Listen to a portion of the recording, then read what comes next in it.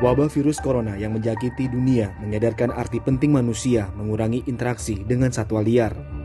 Para ilmuwan menduga pandemi COVID-19 merupakan buntut tingginya frekuensi interaksi satwa liar dan manusia. Kasus zoonosis Ebola di Afrika menunjukkan deforestasi untuk pertanian berperan dalam ekspansi kelelawar di luar habitatnya dan ekspansi manusia ke dalam habitat kelelawar. Interaksi bebas dan beresiko tinggi antara manusia dan kelelawar ini beresiko tinggi menyebarkan penyakit baru.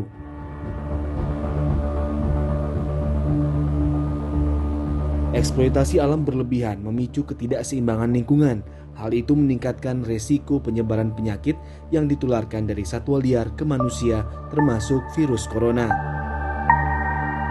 Lompatan virus dari satwa liar ke manusia jadi ancaman kesehatan global. Menurut Kepala Divisi Patologi Fakultas Kedokteran Hewan IPB, Bambang Ponco Priyosuryanto, 75% penyakit baru muncul pada manusia berawal dari hewan.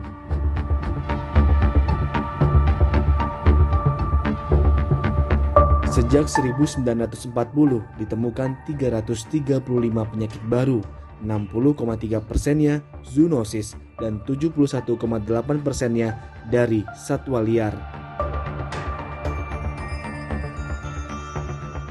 Nah, virus ini hiduplah di berbagai macam makhluk. Dalam hal ini selain di manusia, di hewan.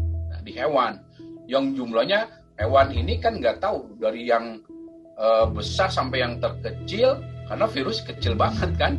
Kemudian yang kita bisa lihat, yang udah kita tahu, sampai yang ada di dasar laut sana, sampai yang di hutan, yang di dalam gua, yang bisa ratusan atau jutaan tahun, bahkan misal belum terkontak dengan dunia luar.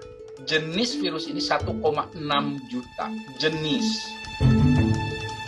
Nah, dari 1,6 juta jenis virus ini, setengahnya kurang lebih itu berpotensi menyebabkan penyakit pada manusia, atau sekitar 800 ribuan. Nah, dari 800 ribuan ini, manusia baru mengetahui kurang lebih 1%-nya dari 800 ribu. Coba bayangkan. Nah, ini yang tentu mengancam manusia, ya, karena sewaktu-waktu ketika ada celah, ya, apakah itu kontak, tidak terjaga sanitasi, hygiene dan segala macam, si virus ini bisa lompat ke manusia. Di luar itu, yang menyebabkan situasi ini terjadi adalah juga akibat perilaku manusia itu sendiri. Dari mulai merusak hutan, ya, membakar hutan, menebang hutan, berkurangnya hutan. Nah, apa hubungannya hutan dengan loncatan virus? Karena hutan itu tempat tinggal hewan. Hewannya gak ada tempat, ya punah atau berkurang. Nah, virus ya mencari inang lain, ya, mencari tuan rumah lain, ya. Kalau ketemu mamalia lain atau hewan lain, dia bisa pindah ke manusia. Nah, itu yang terjadi saat ini. Tanpa disadari, seperti di Indonesia, itu jangan dianggap remeh. Penebangan hutan Kalimantan, Sumatera, itu akan melahirkan satu waktu potensi monster dalam tanda kutip virus.